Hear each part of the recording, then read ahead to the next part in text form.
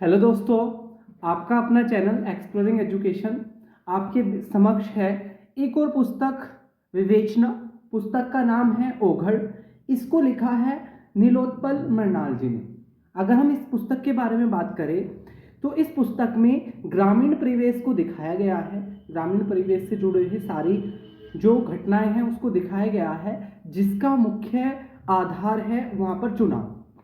तो सामान्यतः क्या होता है कि चुनाव गांव में जो उच्च जाति होती है उन्हीं का गांव की जो पंचायत के चुनाव होते हैं, प्रधानी के जो चुनाव होते हैं, उन पर दबदबा होता है।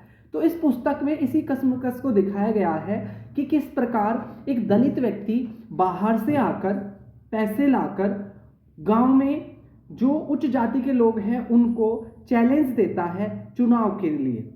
और उसी चीज को दिखाते हुए लेखक ने पूरे गांव को एक जीवंत दृश्य के रूप में दिखा दिया है। जब आप इसको पढ़ोगे तो आपको लगेगा कि जैसे एक सजीव चित्र आपके सामने चल रहे हैं। यहाँ पर जातिगत व्यवस्था को बहुत अच्छे तरीके से दिखाया गया है कि जातिगत व्यवस्था के कारण ही जब हम किसी दूसरी जाति के यहाँ पर निमंत्रण मिलता है तो अगर हम जाते भी हैं तो वहाँ पर लाइमलाइट में आने से बचते हैं। इसके अलावा यहाँ पर यह भी चीज़ दिखाया गया है कि गांव के मेलजोल को दिखाया गया है कि गांव के अंदर मेलजोल किस तरीके से होता है। किताब सस्पेंस से भरी हुई है। अंत में पता चलता है कि आखिर ये जो दलित व्यक्ति था क्या उस उच्च जाति वाले व्यक्ति को प्रधानी के चुनाव में टक्कर दे पाएगा कि नहीं, या उस दलित के साथ जो व्यक्ति जुड़े हुए थे उनका क्या मकसद था और उस दलित के पास इतना सारा पैसा कहाँ से आया था। वो असम कमाने गया था और एकदम से उसके पास इतना कैसा पैसा इतना सारा कहाँ से आ गया कि वो गांव में आकर एक उच्च जाति वाले व्यक्तियों को चैलेंज कर देता है प्रधानी के चुनाव के लिए। तो इसमें एक सस्पेंस भरा हुआ है, आखिर उसके पास एकदम से इतना पैसा कहाँ से आया था और उस दलित व्यक्ति को सपोर्ट करने वाले लोगों के पीछे क्या क्या उनके पीछे अवधारणा जुड़ी हुई थी। ये सब आपको पता चलेगा इस नॉवल को पढ़कर, जिसका नाम है ओघड़। बात करें इसमें यहाँ पर और कुछ दार्शनिक बातें जो लेखक ने बात करी है, तो लेखक एक जगह कहते हैं कि एक गांव की एक महिला थी जिसका गांव के प्रधान ने जो विधवा जो पेंशन थी वो उसके कागज पूरे नहीं करवाए और वो दर भटक के मर गई।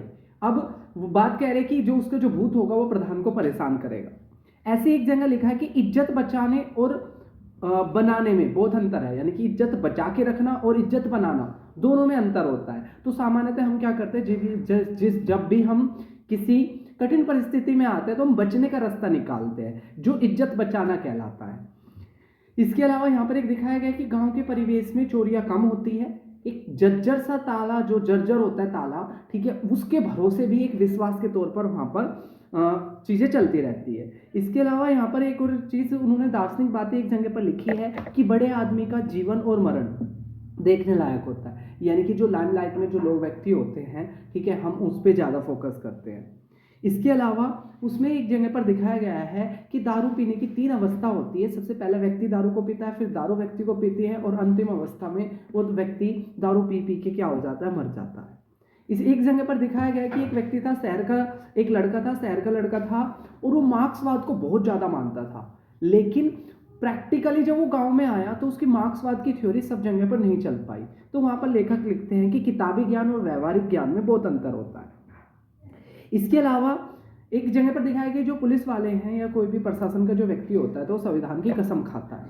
तो लेखक वहां पर लिखते हैं कि संविधान की कसम खाकर काम करने और किसी का पैसा खाकर काम करने में बहुत अंतर होता है।